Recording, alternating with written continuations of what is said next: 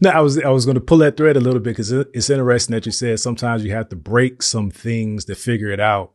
Were there Sure. any habits or ways of thinking that you had to break or undo, or God had to break or undo along your journey to get you to where you are?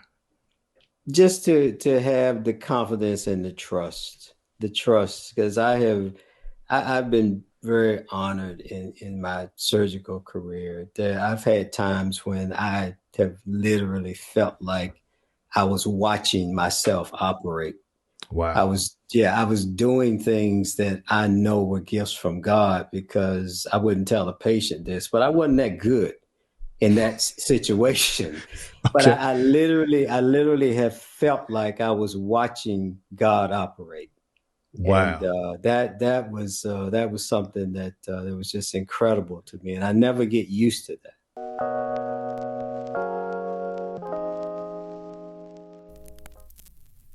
Welcome to the Dear Son podcast. This is a safe space where men have vulnerable conversations about the fatherhood journey. Sometimes those conversations are heavy, sometimes they're light, changes from guest to guest. I never know till I start the show. Today we got a great one. We got a general surgeon in the virtual studio. Please welcome Dr. Eric Yancey to the Dear Son podcast. How are you, my brother? Doing well, doing well. How about yourself? Man, I'm fantastic. I am excited to get some education, to get some learning, and to just kind of talk through your fatherhood story because I know you have one. Sure. But help us orient the people to what you do. You're a general surgeon. How did you fall into the practice? Was it a passion from a young age? How did you get into the health and the medical field? Well, it was something I wanted to do since I was about 7 years old. And I read a book in elementary school called The Making of a Surgeon. Mm, And most of it I had not a clue as to what I was reading. right. But I felt like that was something I wanted to find out about. Yeah. And so by the time I got to medical school, I narrowed everything down to OBGYN and general surgery. And then I realized that the only thing I liked about OBGYN was the fact that they got to operate sometimes. Mm. So, because the babies, they come when they feel like coming. And if they came from 9 to 5, I'm okay, but not 2 a.m., not 2 a.m. Right. So I got involved in general surgery, and I was blessed enough to get a general surgery residency, which is pretty hard to come by. Mm. And the first time I went in the operating room, I knew I was home. Knew you were home. I knew So I was how long have you been in the field? since 97, Okay. 1997. Yes, the Yeah, year I graduated. a little while now. Yeah, yeah. So let's talk about what you saw at the age of 7. Other than that book, was there anything that was modeled before you that kind of influenced you to lean into that field as well? Or let's kind of talk about your family dynamic at a young age. Sure, not so much that led me to lean into that field, but I saw that there was no other uh, possibility for anything that didn't involve work. Hmm. And I saw my father get up and go to work every single day, most of the time, 7 days a week. Right. And I saw my mother get up and go to work at least 4 to 5 days a week. So all I knew growing up was unless it's the weekend, and sometimes even then, you wake up and you go to work. Right. And that's all I saw. And then you came home and you got your body cleaned up and you ate and you went to bed and you started all over again. Yeah. So that's what I saw. And so there was no issue about I don't understand to this day people who don't want to work. I don't Yeah. understand people who say I want to retire early. I don't understand that. I can't embrace that because if I'm not working, then I'm not being productive. And so I don't get it. I don't know what that's like. That's really interesting. I'm not going to let on too much about how I feel about that right now, because I'm a big fan of impact, right? And it Sure. doesn't mean less work. It means smarter work, right? Work that Okay. goes further. But I wonder, other than seeing it modeled, what was the tone of the house with your mother and your father working all the time? Did you see any frustrations, any kind of resentment from them having to work where it appeared maybe they wish they had more time to be with the family, or was that just the era of you work and that's the expectation? No, I can't say it's an interesting question because you're making me reflect, and I don't remember ever seeing frustration that I have to work. Right. Because when the work was over, and this is when back in the time when I thought all jobs had a start point and an end point, and once that end point came, the rest of the time was yours, and they seemed to take advantage of that. Yeah. My mother would get off work and take us to the beach, or she would always cook, or my father was always doing something else besides working. So I'm not saying the frustration wasn't there, but Mm. I never saw a disdain for having to go to work. I never saw that. I think that's awesome because I mean, my generation, I would go out on a limb and say that we work significantly less. We don't work as hard as generations past. Mm-hmm. And I see a lot of frustration. I've seen it in my life and, my family environment. I've been frustrated with the rat race. So it's interesting that for a generation that clearly worked harder, that they managed it well, right? Like you said, you didn't necessarily see it, but they managed it well. So I think that's fantastic, because that's one of my struggles is I was working so hard trying to achieve this thing, right? This Mm-hmm. promotion, this title, and it was still leaving me feeling empty, right? I Okay. had the professional achievement, but it didn't satisfy me. So I wonder, in your profession, how much of the work that you do is driven by its fulfillment for your life, or how much of it feels like a chore day in and day out. Well, the interesting part about it is I knew that if I found something, and I know this sounds very cliche and almost archaic, but I knew if I found something I enjoyed, I would not consider it work. And to this moment, I don't consider being in the operating room working. Yeah. I consider sitting at my desk dealing with paperwork and back and forth with insurance companies and staff and some patients' complaints, even though they got nothing really to complain about. That's work. Yeah. But being in the operating room, it's not work. That I do not consider that work. That's Yeah. my arena right there. So, in essence, I tell some people by strict definition, I got a part-time job because when I'm in the operating room, I'm not working. I'm having fun. I'm Hmm. challenged by the anatomy, and I'm trying to manipulate something that God put together, and something may have went a little bit awry, and then I get the privilege of physically correcting that. Yeah.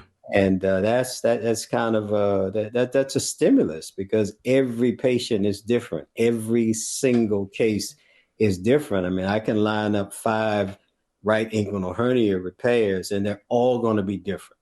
Every Hmm. single one of them. No two patients' anatomy is exactly the same, and so you stay challenged every Yeah. second that you're doing that. That makes a lot of sense, that the variety plays a part into it. You seem like you're just inquisitive by nature.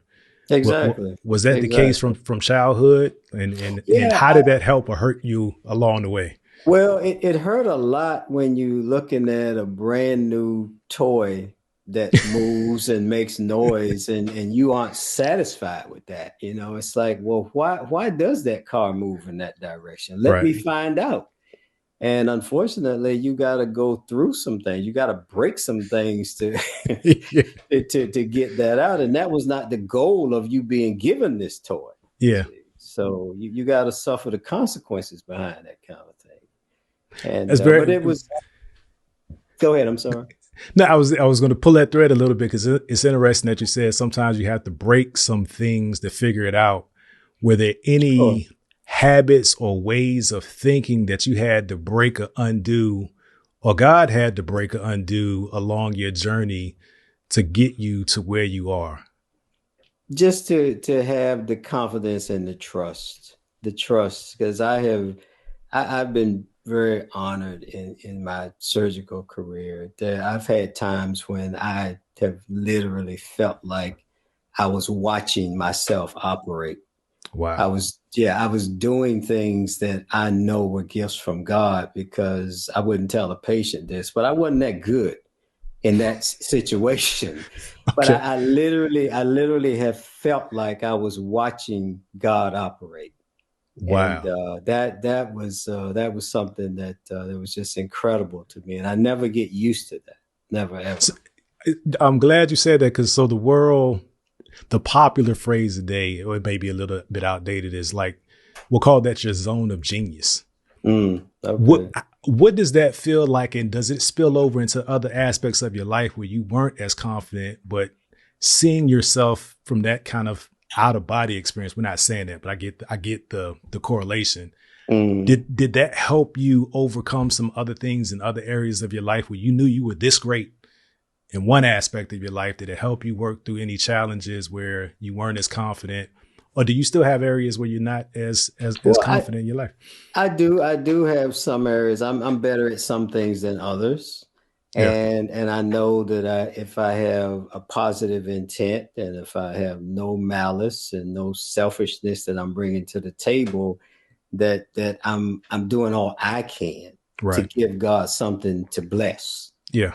And so I try to stay in those areas where I'm not guilty of selfishness or ill intent or gain, personal gain. Yeah. And that way I know that I feel like I can call on God because I'm not trying to do something that's going to harm anybody. Yeah. And so, no, it helps a lot. Helps a lot. Let's we sped up through your life a little bit, and that's on me. Let's talk about your relationship with your father. Earliest memories of your interactions with him. What kind of support was he in your life throughout your life? Well, his earlier, younger, his support was simply being there. Mm, My father was a World War II veteran and a Korean conflict veteran. wow. And that generation didn't do a lot of talking. They showed very little emotion, stoicism for whatever reason. Right. And I laugh now in my job when I hear these grown men coming to me complaining about anything. Because my father died at 79. I never one time heard him complain about a physical ailment or discomfort. Not Mm, once. Not once. And so from that, I learned to not make excuses. yeah. In looking back, I think he could have been a little bit more compassionate Sure. than he allowed to come to the surface. But getting older, I realized he was from a different genre, Yeah. and there were a different set of requirements and expectations, and certain things he could not show. Yeah. But in addition to his stoicism, I also never saw fear. Never saw fear. Never heard complaining. And he just did what he had to do. He never got excited. Never lost his temper. Never, Yeah. never that I saw. And that's not my track record, but that's Right. his track record. And so I learned to appreciate that even now, the older I get. So Do you think? I want to go back because you said most things that he could not show. right. Talk a little bit more about that because I wonder specifically if you had a conversation with him about that, or are these just things that you picked up, you observed through your interactions with him that he or that representation of men don't do these specific things? Right. No, unfortunately, I never had the conversation because I accepted. Mm, He had so many positives that I never felt like I could go to my dad and say, you could be a better person if you had blah blah blah. I didn't feel like I had that liberty to Yeah. do that for various reasons. Yeah. But in looking back on it, I think that like if I did something well, if I performed well in school or at some, he used to watch me play some sports in the neighborhood. I was no great athlete, but I tried real hard. Gotcha. And so Gotcha. he never had a compliment from me. He never said nice game, good grades, keep up the good. Never, Yeah. never, never. And Was there a correction when you weren't doing well? well, yeah, if it got to him. See, my goal was to not let that side of me Gotcha. ever come before him. Yeah. But if there are things that needed to be corrected, he dealt with them. He dealt with them, and you didn't want to see him upset, not because of what he would do, but just because I knew he didn't deserve for me to upset him, and so I didn't want him to be upset, and just knowing that was the case was enough punishment for me. Yeah, that I like the way you framed it. He did not deserve for you to be upset with him. No, he didn't. He didn't. What in your parenting approach today, or throughout your parenting approach, how much of your father's approach shows up in how you parent? The biggest thing I think, now, of course, this is just my assessment, but the biggest thing I think I bring is that a solid work ethic, Hmm. and also I do incorporate compassion with Yeah. my kids. My goal was to allow my kids to think that I was approachable about any subject. I never felt like that I could just, even as a kid, I could just go and crawl up in my dad's lap. I never felt that. Yeah. And one of the most gratifying moments of my childhood was when one of my kids will come and just put his or her arm on my shoulder, or just, lay down beside me, or put their feet across my lap. Cause I never did that. Never. Yeah. How did you get to that place where you made a decision that your approach would be different? What were the influences that caused that greater level of or birth that greater level of compassion in you?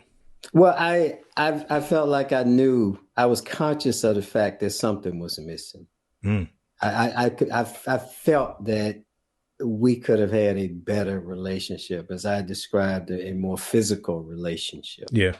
And with my sons, I was determined not to shower them with things, which I easily could have done.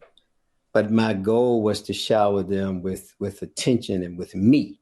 Yeah. And so, and I think that I achieved that just by their interaction, now that they're all, of a beyond minor age. Right. But I grew up with that, knowing that deficit was there. And again, I dare not talk about it to him, but Right. I just felt like that it could have been there. I think I would have been happier. I would have been more content, maybe even a little more self-confident. I don't know. Hmm. But I knew something was missing, and for whatever reason, he just didn't see a need to be that kind of a man. Gotcha.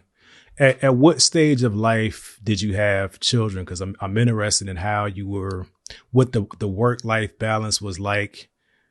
If you had children doing med school or as you were starting out in your career, I can imagine it's very demanding of your time and your mental capacity to a large degree. Sure. Well, my daughter was born during my fourth year of medical school. She's my oldest. My other two kids were born after I had completed residency and was working. And so my daughter's mother worked hard to work around my schedule. Okay. When it was nice outside on the weekend, she would bring my daughter up to the hospital, and we sit out and have a little picnic out of the back of the car and that kind of thing. So Yeah, so they did a lot to keep the exposure as maximum as it could be when you're working 125 hours a week. So yeah, they helped in that a lot. Yeah. So I mean, I'm assuming that's a realistic number. No, I've it's real. It's yeah, real. and It's real. I'm just thinking because I've the most I've worked consistently. I did a year in Iraq with a contractor. We worked 7/12s, Hmm. and that was like numbing. Right, Yeah. you're in a war zone. All there is to do is work, eat, work out, and it put some strain on my family. Hmm. That took some time to repair.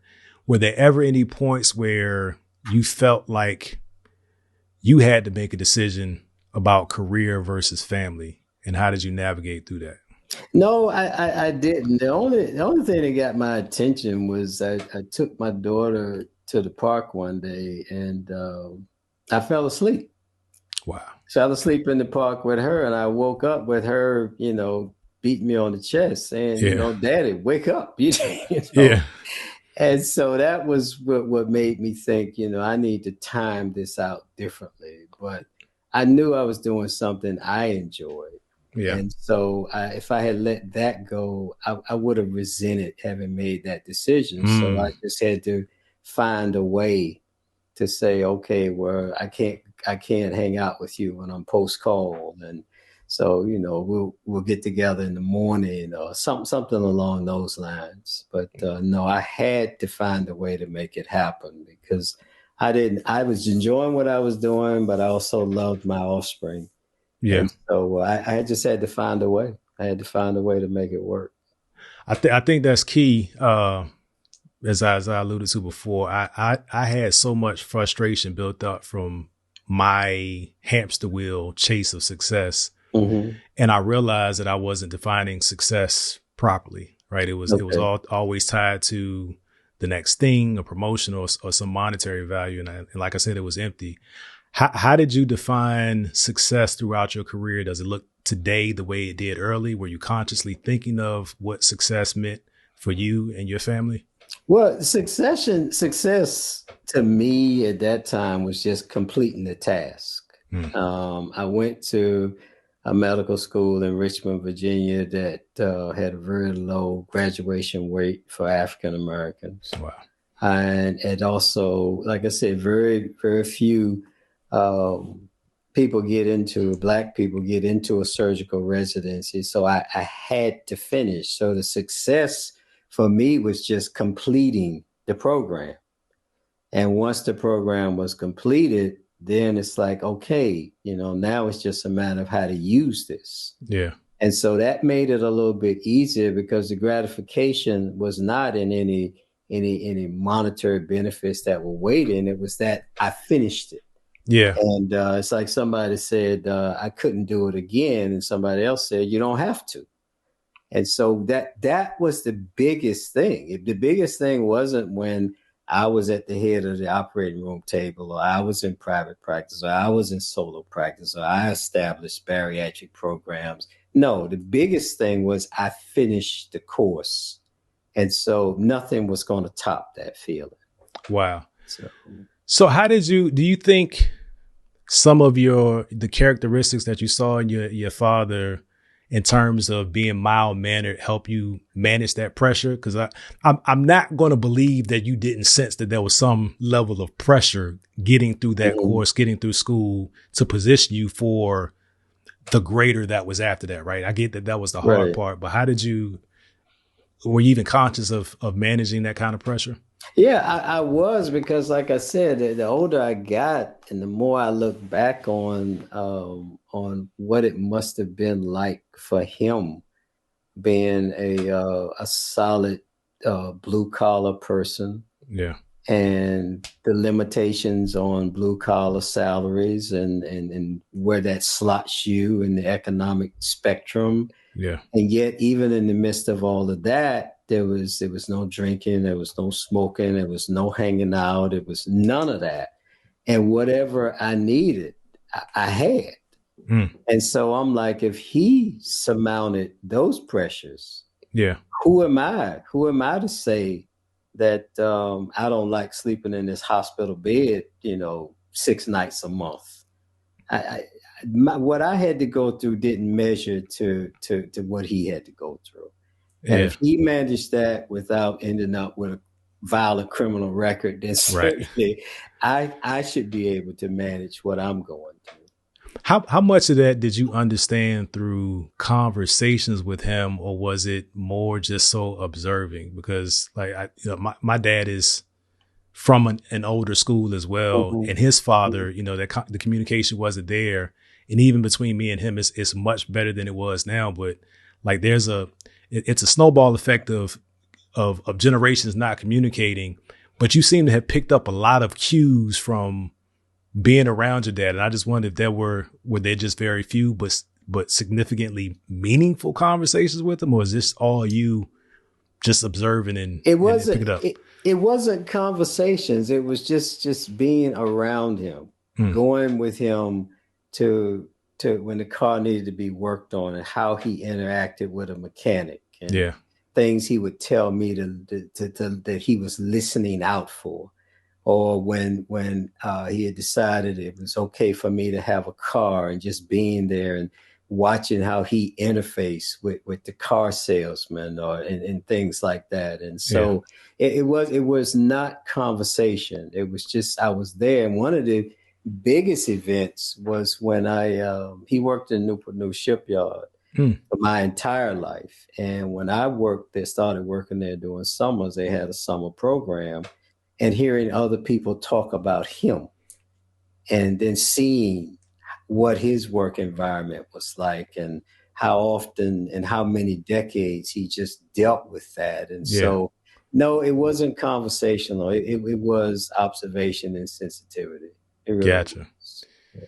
All right, we're going to pause right here for a break from our sponsor, but there's a word that keeps coming up in this conversation, and it is compassion. So I want to talk a little bit more about compassion and what it means to you. When we come back, we'll be right back. What's good, fam? I know you're watching the video right now, but I just wanted to highlight that Tate Whalen is a brand new sponsor to the podcast. TATEWHALUN. Go to the website. You'll find exquisite timepieces. You'll find glasses. You'll find very well crafted beaded bracelets. Black owned, responsibly managed. I purchased several items from them. This is not me reading from the script. I stand beside this company, and I wanted to share that with you. Now, when you get to checkout, after you put everything in your cart that your heart desires, use the code THEDSP, THEDSP. You'll get 20% off. He'll know that I sent you. God bless. Back to the show. All right, we are back. And like I said before we went into the break, you keep using the word compassion. Why is that word so important to you? And what do you see? How does it fit into your life and how you live your life today? Well, the thing that I was thinking about a lot. I used to have a long commute, like an hour and a half one way, and I was thinking about a lot of different things and different times. And one day I said to myself, if I died, what regrets would I have? Hmm. And the thing that just kept coming to the forefront of my mind was kindness and compassion. Hmm. I wish I would have been a more compassionate person. Yeah. And like I said, if I could have changed something about my dad, I wish that I would have experienced that from him. Right. Because we're men, and there's certain things that we have to do, but we also have this whole negative connotation on compassion. I Yeah. mean, you want to insult a black man, tell him he's soft. Well, why Yeah. why am I soft? Because I care how somebody else feels. Yeah. Why does that make me soft? Because I'm considerate and empathetic. What's Yeah. wrong? What's wrong with that? That doesn't take away from me being a protector and a provider. Right. And so it's room for those things to be there. And certainly you are never going to find before you're married, a girlfriend, and you're certainly not going to find a wife that said, "I wish you had been less compassionate." Hmm. You know, that you would never hear those Right. words, or less kind, or less considerate.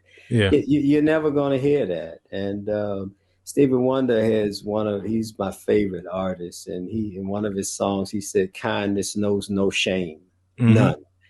And so that's something that I just feel like is missing in that African American male persona. It's absolutely nothing wrong with that. Yeah. Has it been the same as far as you can remember? Have you seen any? Do you notice any changes at this stage of your life, comparing it to how you grew up and early years of adulthood, or is the theme still the same in your opinion? Well, what I saw, I spent everybody's life has twists and turns, Sure. and I spent 6 months living with my brother, his wife, and they had one child, a son. And I watched my brother interface with his son, and it was incredible to Mm. me. Yeah. You know, his son, he and his son truly bonded. They were just inseparable, Yeah. and I like that, and I've always was. I know it's a strange word to use now, but I was envious of that relationship. Yeah. And I had just said, and I saw the kind of kid that Jason was, having benefited from that. Yeah. And I had said, and I had no kids at the time. And I was like, when my turn at parenthood comes, that's what I want to do. Yeah. That's what I want to be. I'm pretty conscious. I'm way more conscious of it now and how I display it with my son specifically. And that's really how this podcast was born. I realized that my oldest son, Donovan, was the age that I was when I stopped wanting to be around my dad, right? I just didn't want to be around him. I didn't want information from him.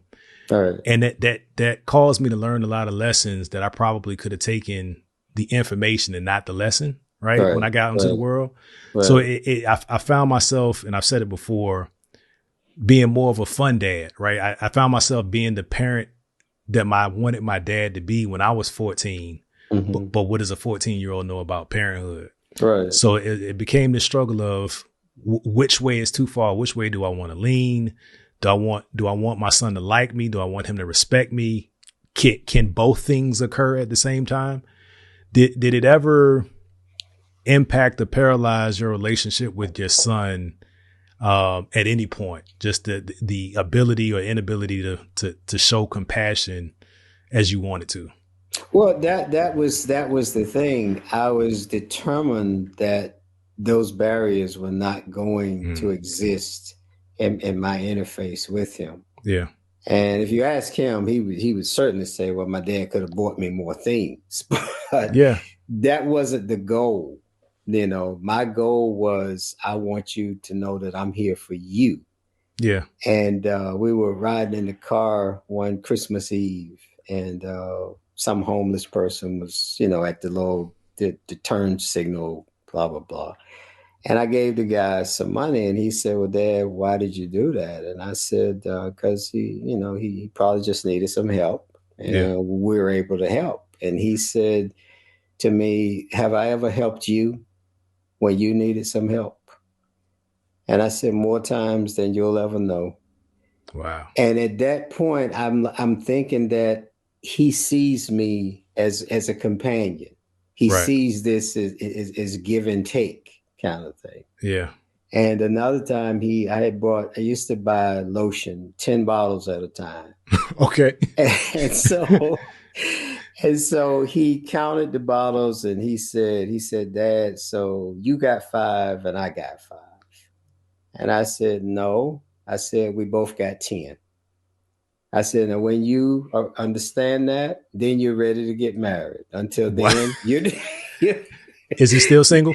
Yeah, he is. Okay. Well, this brother, there's hope, man. I'm rooting for you. There's hope. So that's really interesting too, because I've done a poor job of setting expectations with my kids. My kids are not disrespectful. Mm-hmm. But I found myself measuring them to the standard that I was held to, but Okay. not communicating the standard. Right. Okay. So for instance, if I come downstairs and the trash can's full, that wasn't even a thing in my house. And you know, my father, I had to have been a broken leg or something like it had to be something that I physically couldn't do it. But my son, it doesn't even click. Right. And if I tell him, it's not him being blatantly disrespectful. Mm-hmm. I didn't create the reps for him to understand what the expectation is, because I was too busy trying to be fun or trying to be cool. Mm-hmm. So it grew this frustration of, why don't you see things the way I want you to see it? All right. All right. Did you ever have any moments with your son where that kind of crept in, where he just couldn't see it the way that you needed him to see it? And maybe it was a life lesson that, he just wasn't clicking. Yeah, we had moments like that, because my problem was that I wanted to, with free time being so short, that I did not take the time to teach him, like you said, putting in the reps. Yeah. I would just do it myself. And so now we can get on to something else. I'm not going to teach you how important it is to not leave dishes out overnight. I'm just going to wash them so we can go watch the game. You know? But yet there was still an expectation of, you should have washed these dishes. But I never taught him. I never taught him that. It's not just me, people. No, it's not just you at all. Not just you at all. So what are you most proud of when you look at your son? You have two sons, right? Yeah, two. Well, let me step back. Was the first one the roadmap for the second, or was the second a completely different algorithm and you had to throw everything you learned about the first one out? No, and actually it was the first one was the roadmap. And I saw that there were a lot of things there that were achieved. When my son would have a problem and he had some issue or had messed up somewhere along the way. Yeah. And he came and told me about it. And so I'm like, okay, it's working. So let me continue this with the second one. Yeah. And with the second one, we recently had a little disagreement because of, what he wanted to focus on in school and what I wanted him to focus on. And then he went silent on me. And then I said, wait a minute. I said, just because we disagree, right, it really doesn't mean a whole lot other than we disagree. It changes nothing else. Right. Nothing. And he just had this sense of relief that came over him, because, okay, we don't agree. I still love you. I hope you still love me. Yeah. And let's just work through this. Let's just work through it. I think that's a testament to communication, right? Maybe your communication style, or just being consistently available to your children to have these conversations. Because I can think back to, my father and I can have that dialogue now, but I would have never brought it to him, right? If I'm feeling a certain way that conflicts with the way he's feeling, I never felt like I was, like the environment afforded me that luxury to do that. So that's something that I picked up on. And like I said, everything is on the up and up today. But just, I was in that regard as determined as you to make sure that my kids know that they can come to me for anything. The consequences don't go away, but we'll figure that out after we make sure that you're safe and, that you're out of harm's way, and, we correct anything that we can correct. How old is your youngest son? The youngest, he turned 18 in January. 18. Yep, 18. And your oldest son is how old? He's turned 20 in last October. Oh, so they're close. So that will work out. Which one is the most like you, and how? The youngest one. Okay. He's much more analytical. He doesn't rush to judgment. He thinks things through. Yeah. That first one is just kind of, oh, I'll make a decision and think about it later. You Yeah. know. So yeah, the youngest one by far.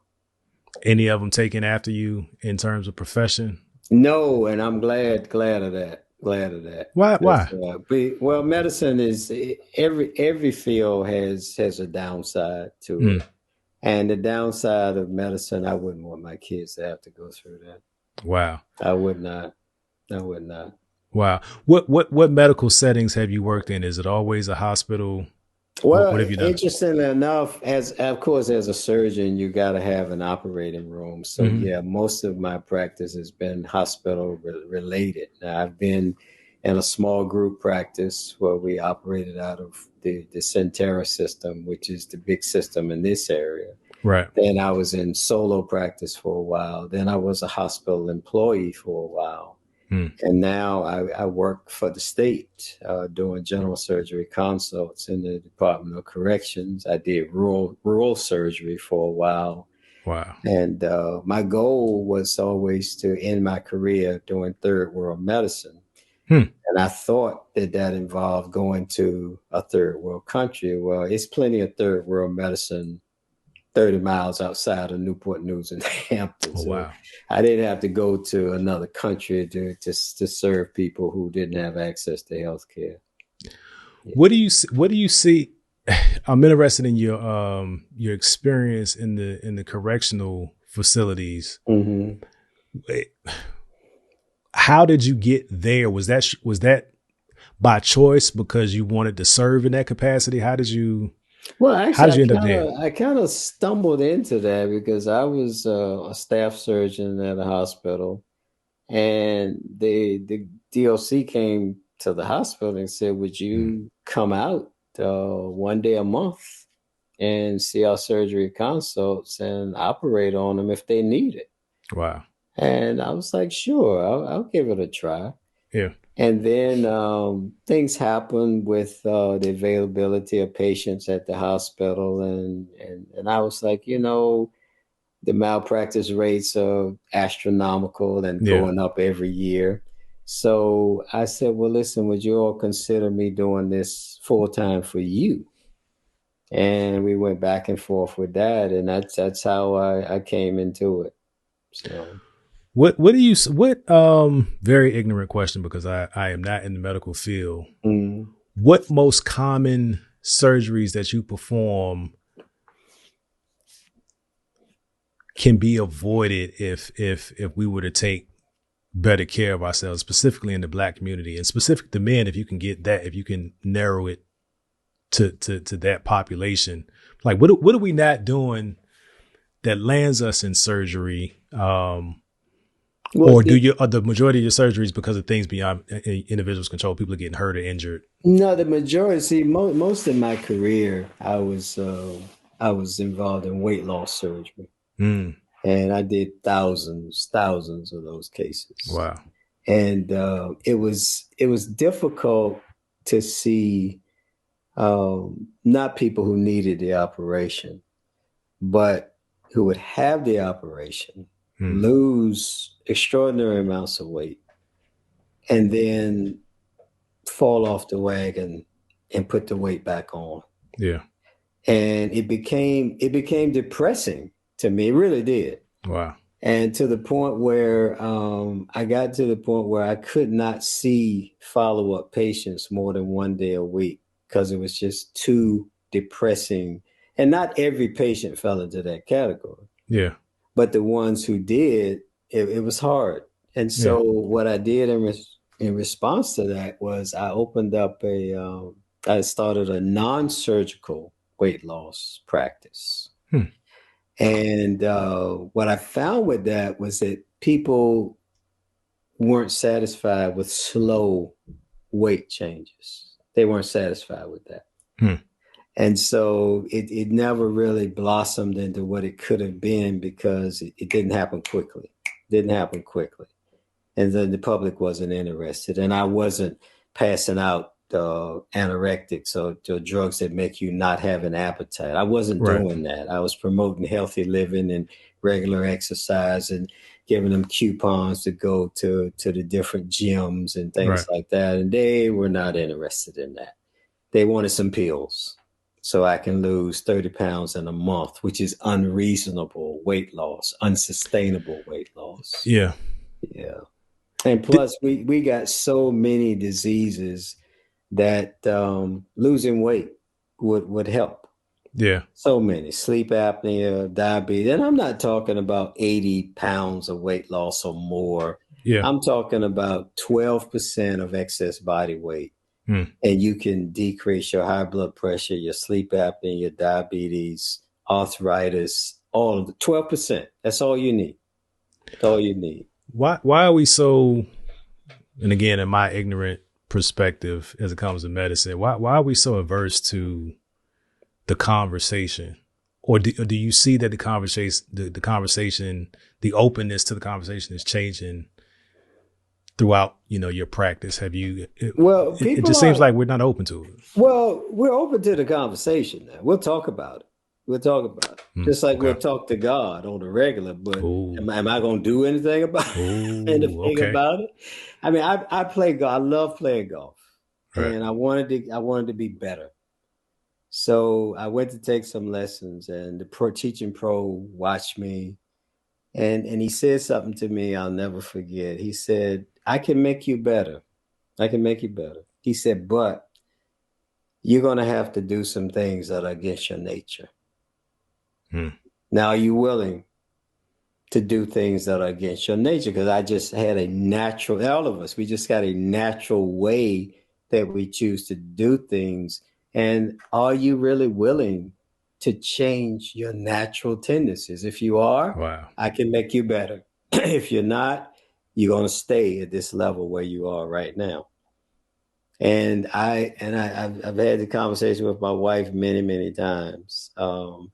And I said, you go into a gym, and when you really find out what it's going to take for you to make those body changes that you say you want, right?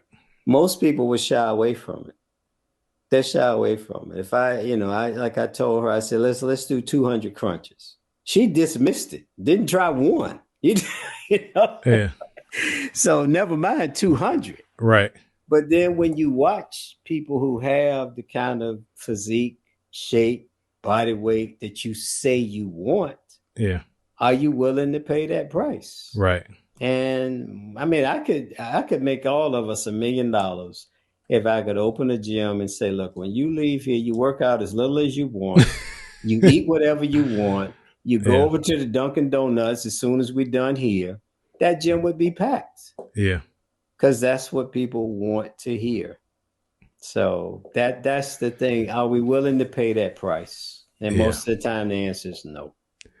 It seems like it's on par with just general success principles, right? Every guru starts with the mindset shift. And if you can't get through the mental aspect, the physical aspect just won't follow, because you can't think that way. You can't think the way that you need to be in order to achieve the results that you want. Right. I want to wind down, but I want to know, how good of a patient are you? I always hear stories about healthcare providers being the worst patients. Yeah. You never take your own advice. How good of a patient are you? I have areas that I could do better in. Okay. I could do better in. I mean, I think that I should have bought stock in Coca-Cola a long time ago, in spite of what I know it does and doesn't do. But I pick and choose. I'm very diligent about managing my blood pressure. Sure. I'm not as diligent about managing my cholesterol. I'm diligent about exercising. Gotcha. But the dietary part of it could stand some tweaking. It really could. Because one thing, physicians don't want another physician telling you what to do. Yeah. So we're not good patients. That's a true statement. Yeah. Gotcha. Resources, time constraints, all constraints aside, what does it look like for you when you've achieved the ultimate success?